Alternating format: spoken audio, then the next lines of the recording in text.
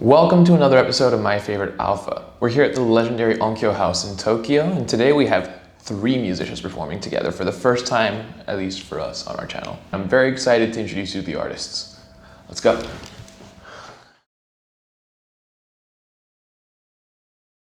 All right, I guess we've started. Hi, hello, hi, hello, hi. Welcome to another episode of My Favorite Alpha. This is a program where we have current artists come and cover their favorite song from the Alpha catalog and then interview with us and speak about their favorite artist from Alpha, about their favorite song, about their favorite Alpha, my favorite Alpha. Yeah, sorry. Today is a really special episode because the artist that is covering is also the current artist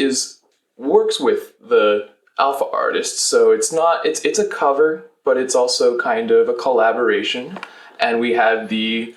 OGs here with us today, and so yeah, this is gonna be really cool. Hi. はい。今日素晴らしい演奏ありがとうございました。楽しかったです。まずはすごく軽く名前だけ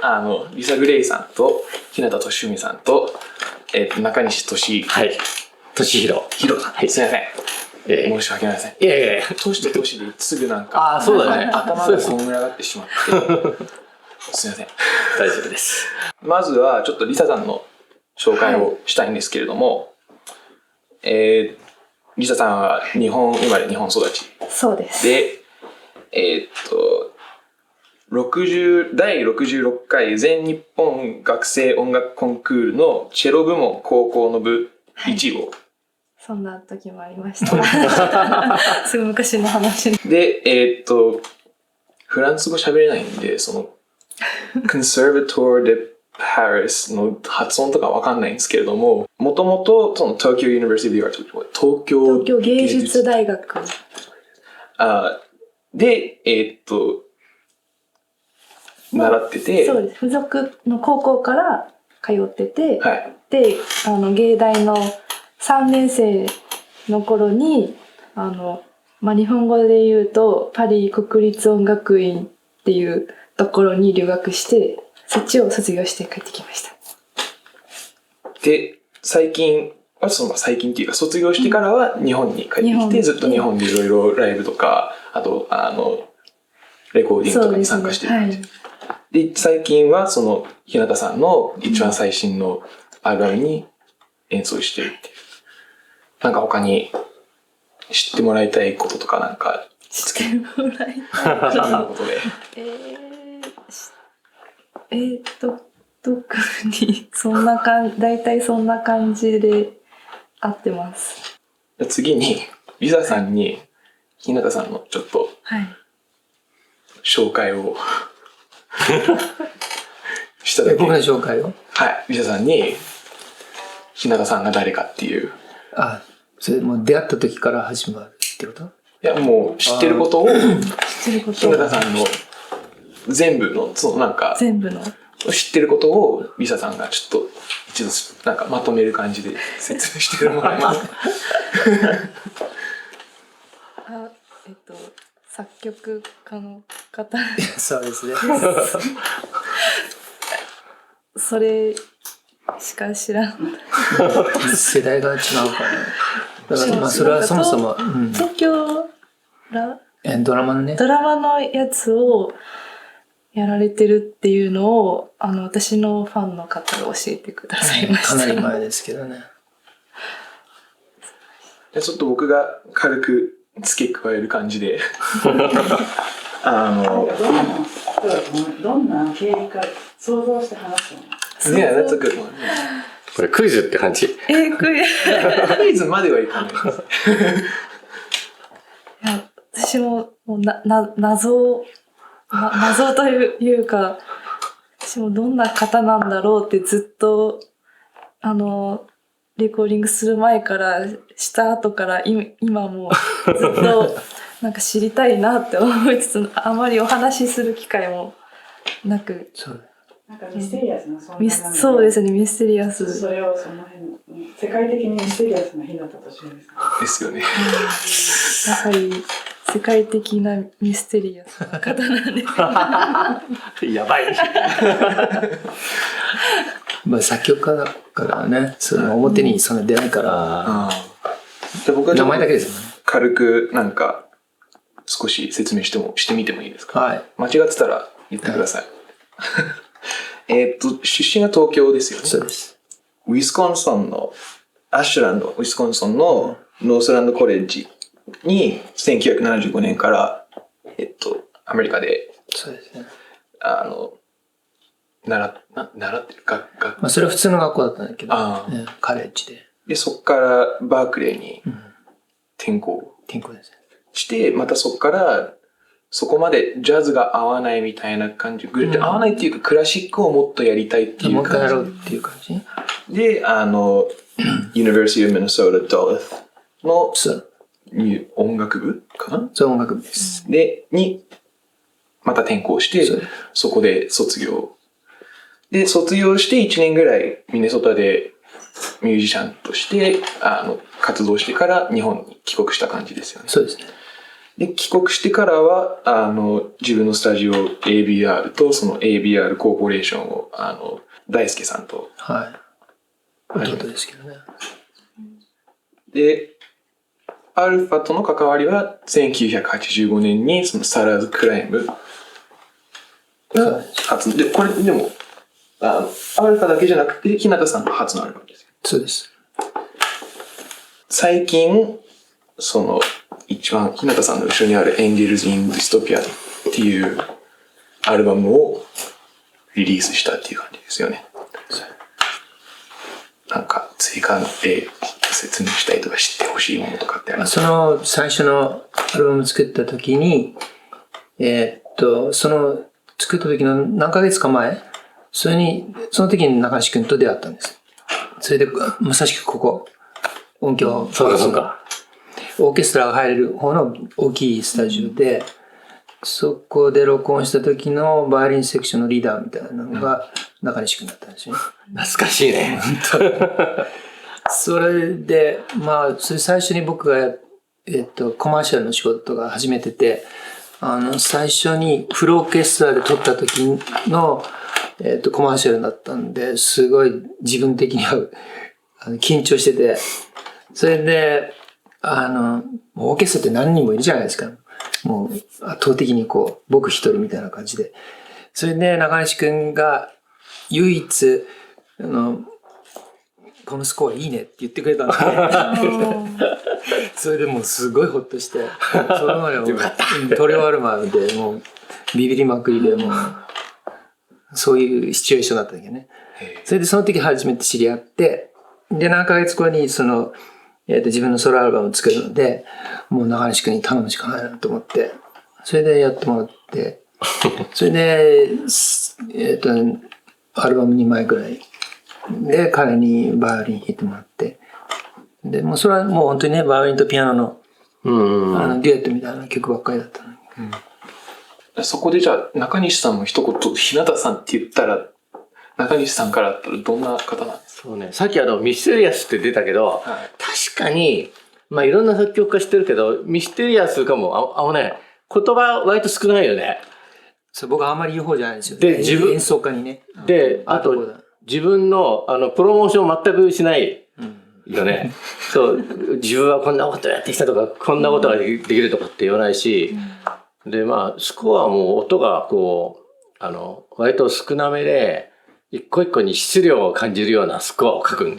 こう飾り立てないあまり。だから弾く方はそこに結構やっぱり一発入魂して弾かないといけない。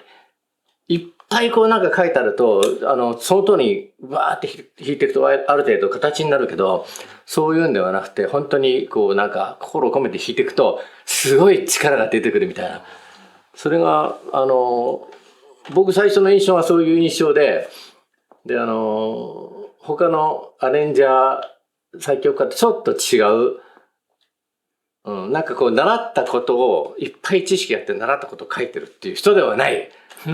全部自分で噛み砕いて自分で思わないと書かないっていう、そういう感じがしたんで、で、ちょっとまあ僕も彼ね、多分受けてると思うんだけど、で、彼コンサート嫌いで、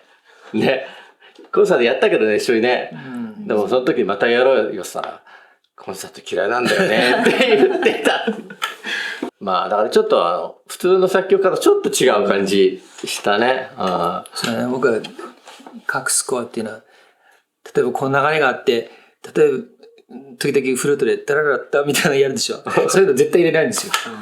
だからそういう隙間が多いのかもしれないんだけど。飾らないんでね。だからそういうのはみんながやるからやめとこうみたいな、そういうスコア書いちゃうから。だから結構演奏する人が真剣にやってくれないと表現できない部分、それが結構、欠点でもあるのかなってね思ったりするんですけど。いやいや、すごいいいと思うけどね。自分が弾いてないところも気持ちをずっとこうつなげていかないといけないっていう。でもつなげていくとなんか次に弾くところの音のトーンとかこうなんかボルテージ、色合いとかなんか香りとかがこう分かってくるみたいな感じ。だから今日の演奏もそうだけどこうなんかすごい共有することが大事みたいな。それすごいやってて満足感あるね。日向さんに軽く中西さんの紹介をしてもらってもいいですか？中西君はやっぱり日本へ戻ってきてって変なんですけど、学校とかねそういうの行った後にこっち来て仕事を始めたのがここだから、ミュージシャンって知らないわけじゃないですか、誰も。でそういう時にやっぱりほとんど最初に出会ったのが中西君だったから、個人的にっていうんですか、その大きなオーケストラのメンバーとかが一緒にいっぱい来るっていうんじゃなくて、個人的なミュージシャンとして知られたのが中西君だったから、すごいラッキーでしたね。本当にそういう人と出会えないと、なんかそういう音楽ってできないんでしょ、やっぱりね。全て出会いだよね。そうだね。どういう人に出会うかっていう。ちょっと僕が軽くそこに付け加えて中西さんの、僕の知ってる限りの感じなんですけれども、中西さんも東京出身。そうですね。で、リサさんが言ってたその東京芸術大学。東京芸術大学、卒業ですよね。はい。で、そのデビューアルバム、Fiddler in Wonderland を1985年くらいかな。リリースし、それがかなり売れたんですよね。そうですね。いきなりヒットアルバム。10万枚ぐらいかな。すごい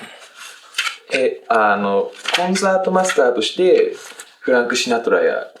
ライザ・ミネリー、サミー・デイビス・ジュニア、クインシー・ジョーンズとかいろいろ他にも一緒に演奏されてますよね。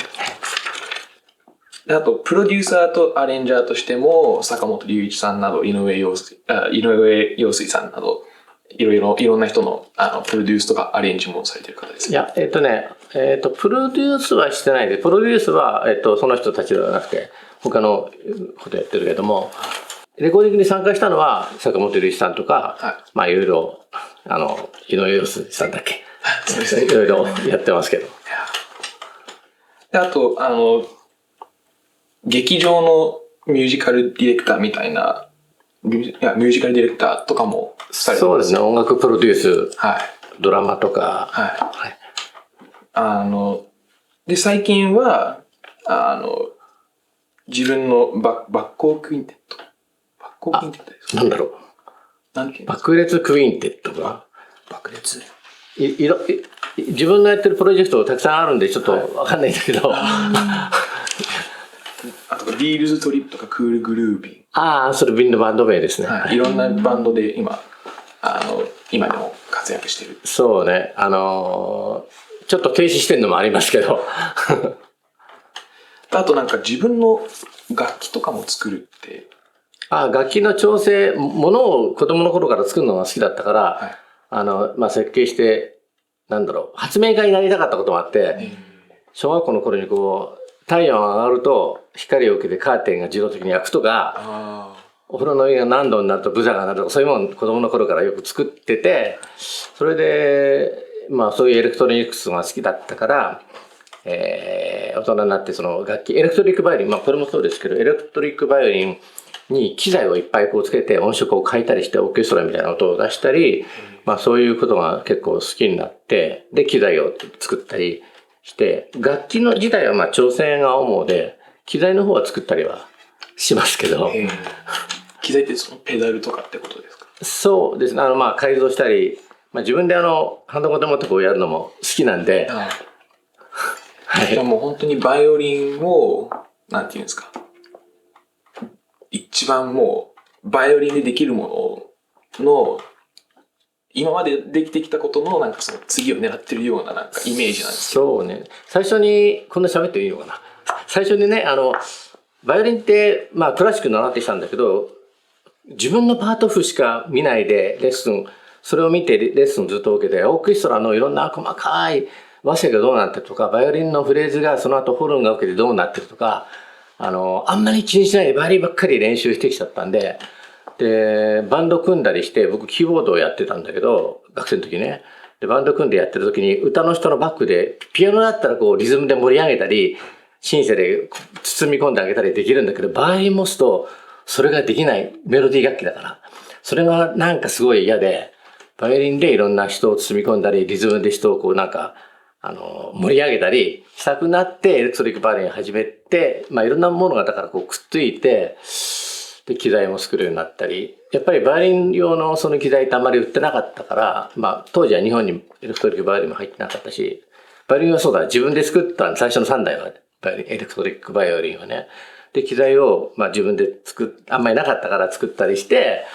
まあそういうことを始めた、研究を始めたっていうのがだんだんこう今に至るっていう感じです。すごいですいえいえわがままに音楽をやってきたっていう。ね。ちょっとリサさんに戻るんですけれども、もともと日向さんとリサさんの出会いっていうか、どうやって一緒にするんですか？僕はドキュメンタリーの音楽、NHK の、ETV でしたっけ？ ETV 特集。ETV 特集。それをやってた時に、編集の時に、そのスタジオに行って見てたら、最初、それまでの、番組 ID みたいなのあるじゃないですか。はい。10秒ぐらいの。それが新しく変わってて、これ新しいんだねっていう話に聞いて、で、見たら、チョロ弾いてる人がいるんですよね。10秒ぐらいだっけ8秒で。 8秒ぐらい。それ見たときに、なんかちょっとひらめいたものがあって、そんなね、いっぱい音弾いてなかったから、どういう人なんだろうっていう興味がちょっと湧いて、それで名前、聞いといて、それで、YouTube で見て、検索したら、いくつか、リサさんがやってるクリップがあって、それみんな見たら、この人に頼んだら面白いんじゃないかなと思って、で、どうやったら連絡取れるのかなと思ったんだけど、まあ名前は分かってるから、インスタでね、調べたら、彼女がアカウント持ってるんですよ。それで DM して、でも、返事はくれるかどうかも分かんないじゃないですか。だけど、それで、こういう、アルバム作る予定で、チェロやっていただけませんかって言ったら、返事くれて、そういう出会いだった。だから全く、今風ですよね。私がホームページとか持ってない、まだ作ってないので、受け取るものが多分そういう事務所とかないでしょ。ないので、Gmail とかも載せてないので、本当に多分連絡先わかんないですよねと思いながら載せてなくてすいませんって思いながら。いやいや、それで返事が来たからびっくりしちゃったね。普通ね、誰だかわかんない人が、で、アルバムに弾いてくれませんかなんつってもね、ちょっと戸惑うと思ったんだけど、結構早くね、連絡くれましたね。多分その日のうちか次の日。その当時は知ってたんですか、日向さん。誰だ？私もなんかずっとクラシックでレコーディングするのを始めたのも結構最近なので、あんまり世の中のことを知らなくって、本当にめちゃめちゃ有名なポップスのミュージシャンでも、誰みたいな、プリンスみたいなレベルで、本当に何も知らない人だったので、それで調べて、あ、こんな経歴素晴らしい方いたんだってなって、そんな感じで。でもやっぱり、そういうのもやっぱひらめきですよね。リサさんだったらこういうふうにやってくれるんだろうなっていう予想があったから。だから、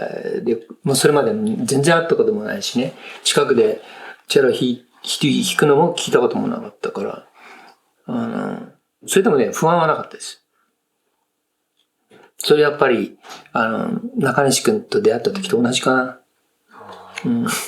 やっぱ全部出会いなんですね。いや、だから、今までいろんなレコーディングしてきてるでしょ。クラシック、そういうオーケストラとか、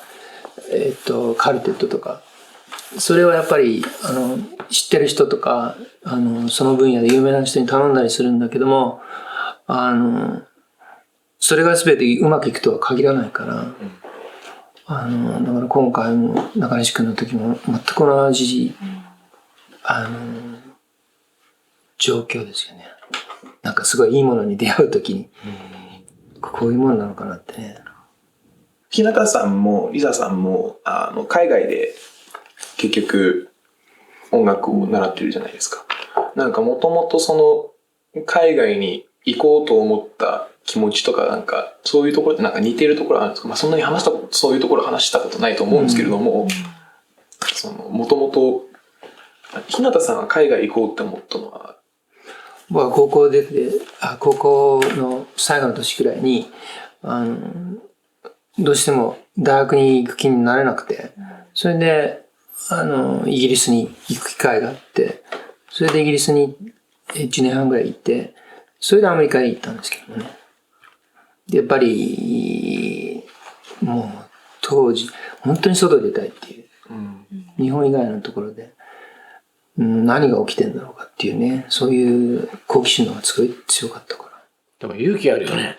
勇気も。あの当時ってさ、なかなかそれに踏み切る、僕は踏み切れなかったっていう人なんだけど。そうだから高校生3年ぐらいの時に、70年代の、70年代、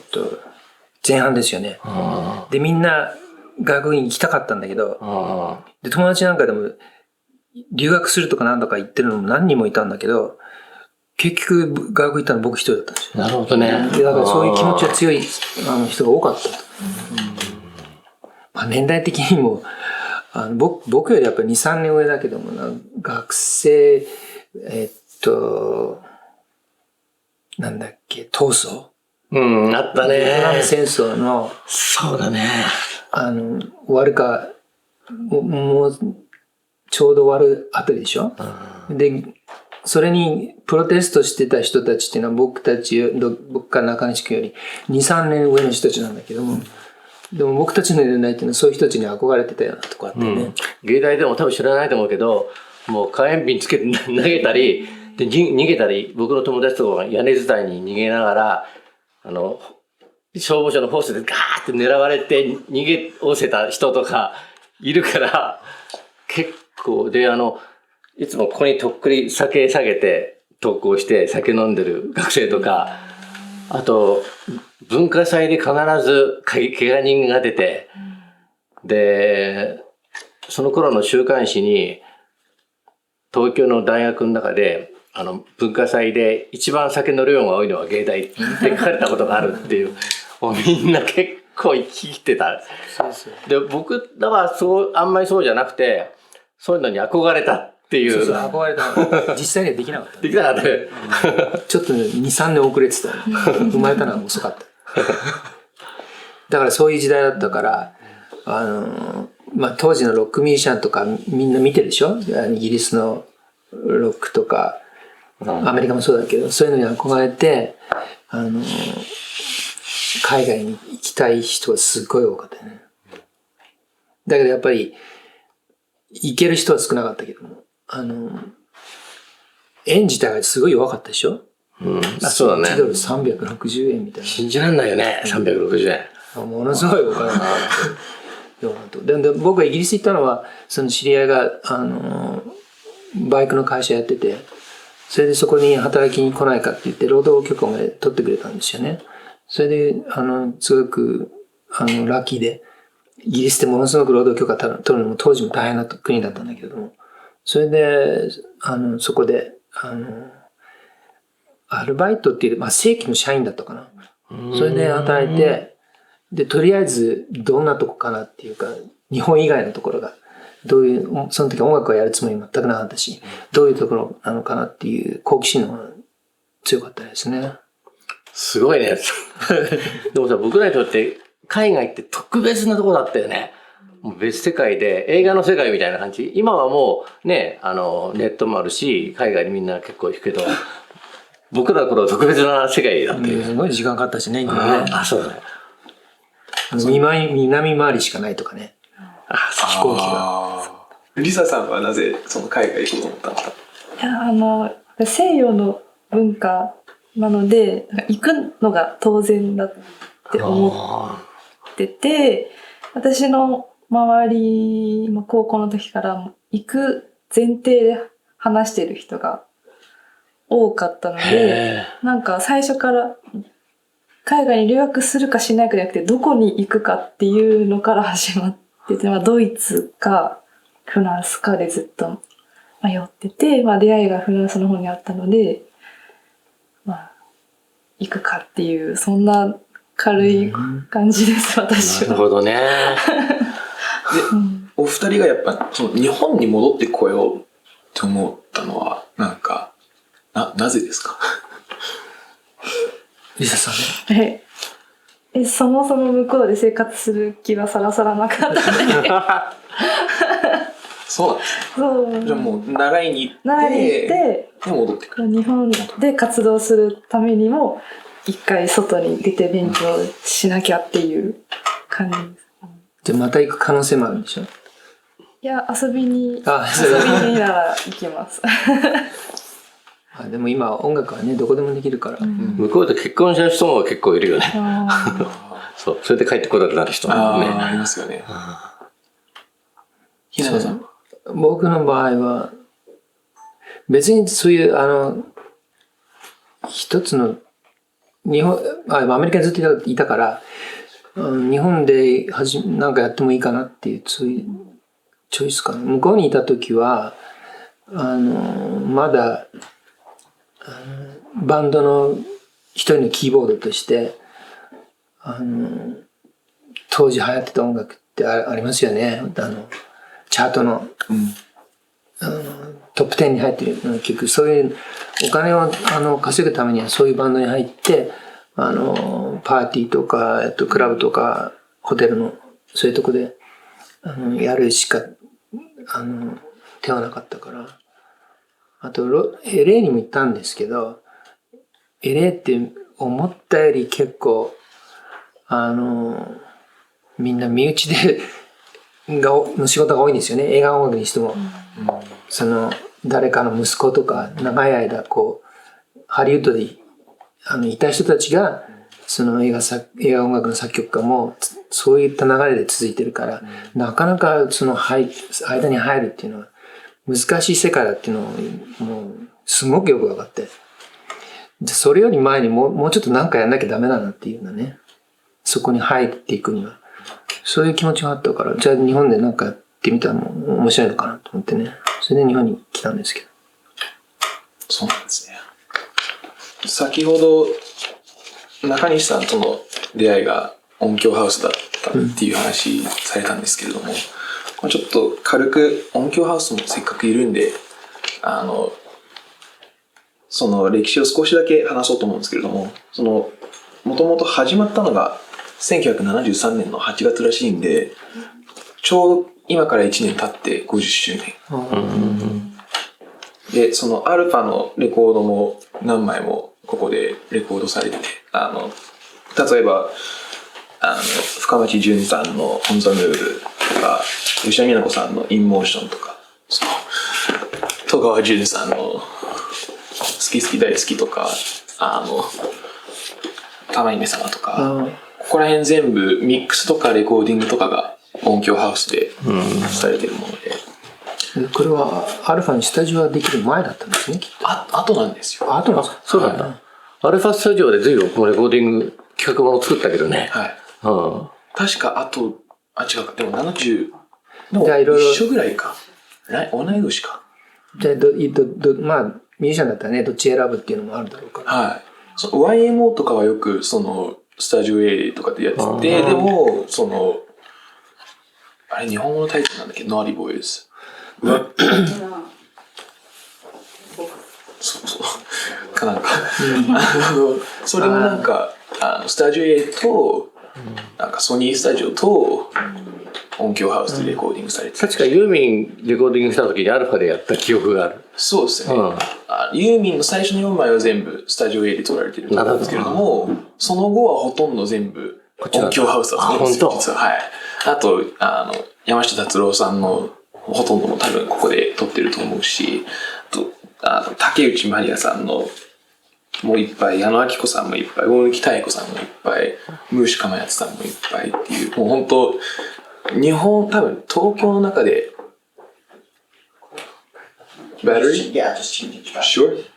So that's Onkyo House. よくピアノとバイオリンでクラシックやってる時にピアノの人がこう椅子を上げて座ってるとこれ思いっきり蹴ると椅子がガーンと落ちるそうやってふざけてそんなことやったいたずらできる。いたずらめちゃめちゃして芸大のピアノってもうタバコをみんな置いて鍵盤がみんな溶けてるのすごい多かった。今でもそうかな。焦げてる。すっごい溶けてる。今だともう多分大体スタジオの中で吸える場所ってもうほとんどないんじゃないあ、そうかもね。てかピアノがかわいそう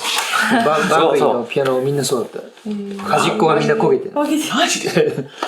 バークリーもそこら辺はもう変わってるんじゃないですかね。今そんなことしたら、ね、多分蹴り出されるんじゃないですか。だけどねみんなね、でもそれもダメになったんです。僕がいた時は練習室の窓があるでしょ、あれみんな塞いでやってたんだけど、やってたね。途中からダメになった。そう中で何してるか分かんない。だから悪いことする人が増えた。大学ですね、そこは。思いっきり大学って感じです。演奏の話に戻るっていうか、演奏の話を少しだけしたいんですけれども、今日はその日向さんのリフレクションのシーンアレンジですね。今日のためにそうです。リサさんも加わってくれるから。今日一緒に演奏していただいた中西さんがもともとそのリフレクションのレコーディングの時にバイオリンを弾いて、で今回リサさんも加わって新しくトリオのアレンジ、新鮮だったね。そうチェロ入れたらねどういう音になるかって前からちょっとこの曲をチェロで弾く人もクラシックの人でドイツの人が弾いてくれて彼女が自分で配信に出してるのもあって、チェロでもいい音するなと思ってね。でも今回バイオリンとチェロと混ぜたらもう絶対面白いのができると思ったから最初もともとはね彼のピアノと僕がバイオリン一人で弾いてて、その時はやっぱり自分の弾き癖とかこう自分の歌い回しとかがあるから一人だと自由に弾けるので今日は初めて一緒にやったから昨日ちょっと不安になって自分の歌い方をちょっと抑えた方がいいのかとメールしたことあったんだけどもでもやってみないと分かんないよねみたいな話でやってみたらもうなんかすごい合わせてくれるし、で彼女の歌心も聞いててすごく一緒にやりたいと思うし楽しかったけどね。そうです。だから最初に中西君の音は知ってるし、リサさんの今回のアルバムでね弾いてもらったらどういう風に弾いてくれるか分かったから絶対うまくいくと思った、であと新しくイントロもそうだね加わって、それはなぜつけようと思ったんですか？すごく変な考えだったんだけどいつものとこから始めたら例えば配信で出したとしても同じ曲と思われる可能性あるでしょ、だからイントロつけたら全く別の曲だっていうことが、なるほど最初から分かる戦略そうなんですね。でもイントロなんかすごくこう映像っぽくてね、どういうふうに弾くかっていうこうワクワクするねなんかね。それもああいうふうにしたのはやっぱりリサさんとアルバムでやったのの流れの、延長みたいな感じ。だから辺もすぐ浮かんだんですけどね。リサさんってねすごい僕最初からちょっと無理難題なことやっちゃったんだけど、高い方の音を弾いてもらうように楽譜をアルバムでも書いちゃったんですよね。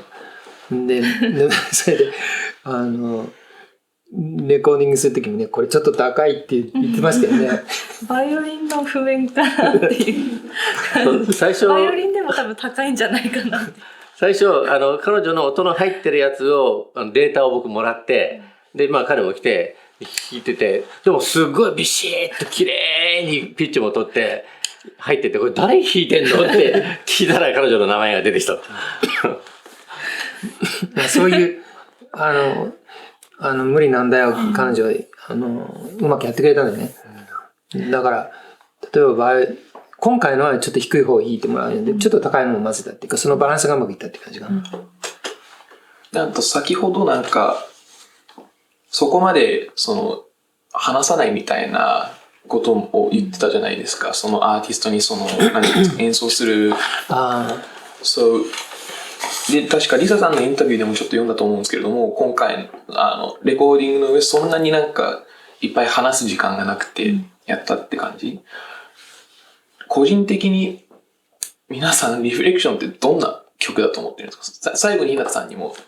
言ってほしいんですけれども、やっぱそうやって先に話して、まあ多分中西さんとの間はもうちょっとやっぱ長いと思うんであるかもしれないんですけれども、リサさんとかも今リフレクションを弾いて、どういう曲だと思うんですか？自分からなんかその曲がどういう曲かは、まあもちろんわからないんですけど、自分が弾いてて感じるものとしては、なんかいつも自分がしまってる心の奥底にしまってるものをなんか思い出す感じがします。弾いててなんか懐かしいじゃないけど、なんか出さないようにしてる感情がすごい呼び起こされるような、なんか不思議な感覚でした。さっきやってる時に。中西さん的にはどういう曲なんですか？これは何だろう、静かにすごい力を感じる曲、で表現しすぎても良くないだろうし、でも表現しないと良くないし、なんだろう、一個一個の質量が重い感じ。あとね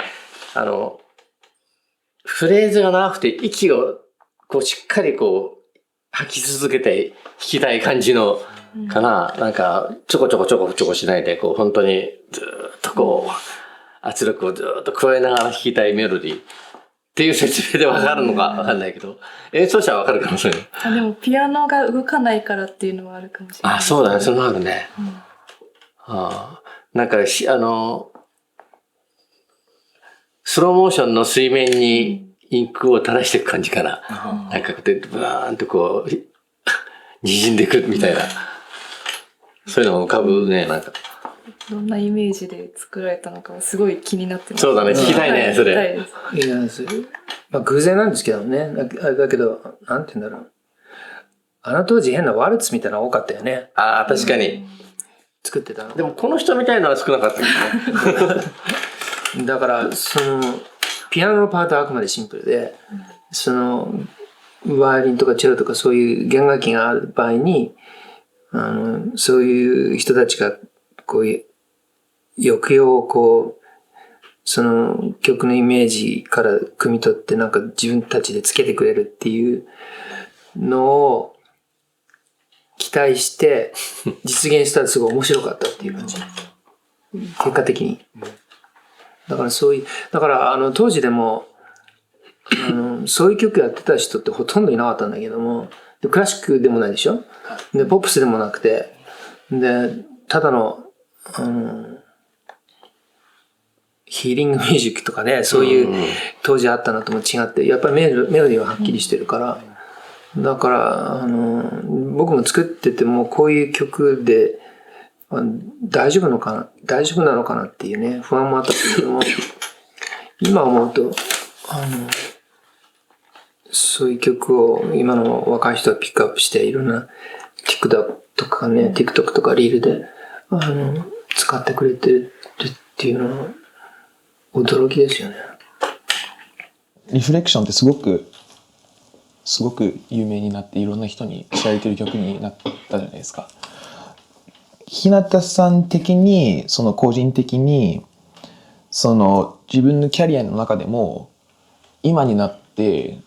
どう思ってるんですか？そのアーティストによってなんか有名になった曲が嫌いとかっていう人もいるじゃないですか。なんか弾きすぎたもう聴かなくていいっていう人とかもいると思うんで、今になってどういう感覚なんですか？その自分のキャリアの中でのリフレクションっていうものは。この曲っていうのは引き込む曲でも何でもなくてね、それで自然にあるなんか2分ばかしの短い曲っていう感じがあるでしょ。だからそれが日本じゃなくて日本以外でそういう現象を起こしたっていうのはすごい面白いような感じするんですよね。日本では今でも誰も聞いてないような感じがするから、それで誰も興味もまだ示してないっていうかね。だからそれはやっぱり世界の流れとは関係ないと思うし、日本って本当に得意な場所ですよね。それはいいとか悪いとかじゃなくて、はい。ガラパゴスかみたいな話ですあんまりね言いたくないんですけどね。だからそれがすっごい不思議です。でも東南アジアでは聞かれてるんですよね。日本だけ全然。なぜわかるかっていうと、あれ配信で出てくるじゃないですか、データ。はい、日本はほとんどゼロなんですよ。そうなんですね。本当に。だからすごい面白い現象ですよね。なんかもともとリサさんと会った話にちょっと戻るんですけれども、ちょっと戻るっていうかそこにちょっと触るような話なんですけれども、最近 DM とか通してソーシャルメディア通していろんな若手のファンとかともなんか話されているっていうことを言ってたんですけれども、今の若い世代からなんていうんですか、憧れてるみたいな感じで話されてくるのとか、あとそういう人からいろんな DM とかも来るようになって、自分の音楽の書き方とか見方とか変わったりしたような感じってします？40年前にインスタがあったらなんか違ったかもなみたいな。今考えてみると日本にずっといたから日本に合わせたっていうのがすごいあるような感じがして、それが僕のこの反省にもなってるんですよね。結局昔のままで良かったのかなっていうようなね。昔のままって変なんだけど、日本にいるとやっぱいろんな音楽作曲家としての仕事が出てくると、ものすごく日本に合わせるのがあるでしょ。すっごいある。中西君だってクラペリとかフレンチの巨匠みたいなね音楽やってて、それをいかに日本の中にこう持ち込むかっていう。そうだね。なんかポップス化してみたりいろいろして、言っていいかわかんないけど、魂を売るみたいなこともやったりしたこともあるけど、この年になるとやっぱり自分の一番やりたいことをやり始めると結構昔にやろうとしてたことだったりすることがそう自然とね。だから昔やってたのがそのままで良かったんじゃないかみたいなね。でも僕なんかドラマの音楽やるようになってある意味本当合わせなきゃならなかったでしょ、日本のカルチャーに。だけどリサさんもそうなんだけど中西君もそうだけど、僕たちの初期にやった音楽っていうのは西洋音楽なんですよね。どっちが日本の音楽が好きかとかどっちかじゃなくて、始めた音楽が西洋音楽っていうものだし、一生懸命やったっていうのもクラシックでも日本の音楽じゃないですか。でそれをやってある程度のレベルっていうかなんか達した時点で、例えば日本で何をやっていくかってなると、やっぱり音楽家として日本のものに合わせなきゃいけないでしょ。そういう望まれてるから、クラシックのアーティストにしても。リサさんなんかもね、そういう今のポップスですごい流行ってる音楽家のアーティストとやるときは、その時はどういうふうに考えてやってるわけ？いや、でも、まだ全然勉強中っていう感じですね。だからそういう技術とかそういうのがクラシックのアーティストはあるから合わせられるでしょ、ものすごく。どんな楽譜持ってこられても弦カルみたいなのをそういう弾けるっていうね、その強さはものすごくあるんだけども、でそれは中西君と僕も当時リサさんの年齢の頃に辿ったんですよね。そうしてるうちに自分を見失ったよね。はい。これさ、言い出すときりないんだけど、すごい才能のある人が、やっぱりいろんな仕事を始めて才能を潰してる人はすごく多いんですよ。でもそうすることによってお金が入って、自分の発言力も高まって、仕事もたくさんできて有名になったりもするんだけども、難しいね。だから音楽やるときに商業音楽をやるか、アートまでいかなくてもいいんだけど、自分の本当にやりたいものをやるか。でも、仕事も欲しいし、で、いろいろやってるうちに自分が何やりたいのか分かんなくなっちゃう。一番若い頃に音楽好きで、本当に一個一個の音を弾きたくてやったのに、なんかどんどんこなしてることが楽しくなっちゃって、で、人から、いろんなとこ呼ばれて活躍するのが、自分のなんか幸せみたいな感じになって、どんどんそれを真っ白ぐに行って CD も何枚売れたとかっていうことにつながったりして、成功したと思ってんだけど、実は本当に自分が好きな音っていうのはそういうのではないんじゃないかって結構思う。ですよね。で、そういう活動、両方やるのなかなか難しいけど、やってる人も世の中にはいると思うんだけども、この年齢になってね、あと何年弾けるかって思うと、やっぱり最後は自分のやりたいことをやりたいなって思うと、やっぱり僕のすごく売れてる頃、僕 CM とかものすごい数やってるんだけど、そういう人たちのファンは、僕は割と暗いもの好きで、そういう暗いものをすっごい入魂してやると、昔のもっと明るい曲が聴きたいとか、知ってるメロディー、テレビでよく流れてるようなオリジナル聴きたいとかってアンケートで来るんだけど、僕はそういうのもやっても楽しいは楽しいんだけど、自分が燃焼できるのはもっと音になんか込めていくようなものが好きで、でも若い頃ってなかなかそういうね、よりも自分に仕事がして自分が上がっていくのがやっぱりすごいステータスみたいな感じしちゃうから、それで才能を失ってる人もいるし、その中でうまくいく人もいるし、その中ですごい自分の地位、ね、これからいろいろね、あると思うけどね、こんだけね、腕持ってるとね。まだこれからだからね。最近の音楽で、最近の音楽じゃなくてもいいんですけれども、最近どんな音楽聴いてます？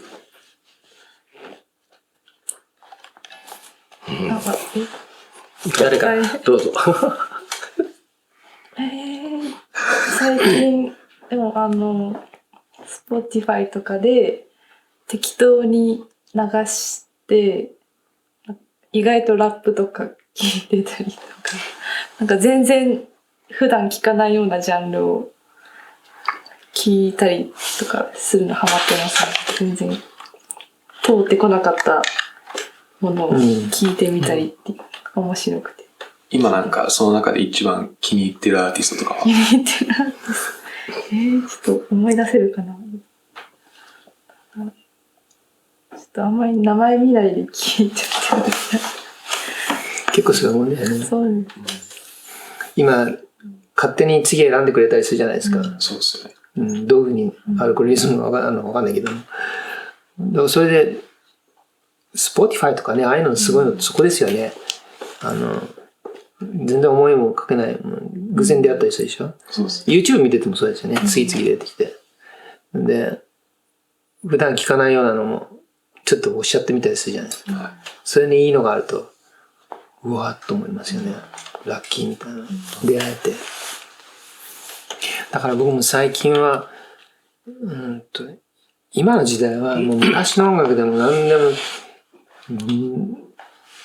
CD 出してきてとか、それとかプレイヤーにかけるっていう手間がないから、すんごいいいですよね。何でも聞けて楽しいよね。そうだね。でも僕オーディオバリアだったから、レコードをこうやってかけてこうやるのすごい好きだったけどね。僕の場合普段音楽聴かないんですよ。ほとんど。で、なんだけども、自分は僕音楽といういろんな音がこう完成、リズムがあって和音があって完成されてるものよりも興味あるのが音なんですよ。その中の一粒。だから例えば僕は変な話だけど、僕音ってこう触れる感じがするんですけど、子供の頃音って色とかに見えてたんだけど、例えば音楽と同じように、例えば車のドアが閉まる音が気持ちよかったらそれを何度でもやっちゃうみたいな。スイッチパチッっていう感触とかが気持ちよければそれやっちゃうみたいな。それが僕は音楽と結構同じで、だから音楽聴いてても中の音とか聞こえないけど、ないと寂しいゴーストの音とかあるけど、そういうのがすごい気になって、そういうのが長けてるのっていうのは映画音楽、ずーっとこうなんか哲学的な映画とかでずーっと音楽なくて、最初にずーっと音楽なくて、最初に誰かがこう、なんかちょっと気持ちが変わった時にピアノの音がポーンって鳴る、その音のタイミングとか音のこう音量とかエコーのかけ具合とか低位であるとか、そういうのがすごい気になって、そういうなんか映像とか色とか関係してる音に僕すごい、そういうのすごい聞きますね。だから自分で聞くとしたらそういうのとか、あとそういうの割と関係してるのがあんまり完成されてない音楽、エスニックな音楽とかは楽器の音がめちゃめちゃ荒かったりするけど、その空気感にすごい合ってたり、そういうのは結構すごい入り込んで聴いちゃいますね。ちょっと変わってると思うけどサウンドデザインとかも結局商品のサウンドデザインとかもやってる人がやっぱいるって、やっぱこういう方がいるからやってるんだなみたいな多分もうこれでちょっと時間がなくなってしまったので、はい。ここら辺で、はい、ありがとうございます。ありがとうございました。ありがとうございました。そういうクイズは次回。共同不審になって。Cool. Yeah, that was kind of, I mean, it's always weird. I'm always weird. It's okay. Bye. Bye. Bye. 最後もちゃんと。 Bye. Bye. Bye. You can cut it whenever. I'll just keep going until you cut it. じゃあカットで。Bye. Bye.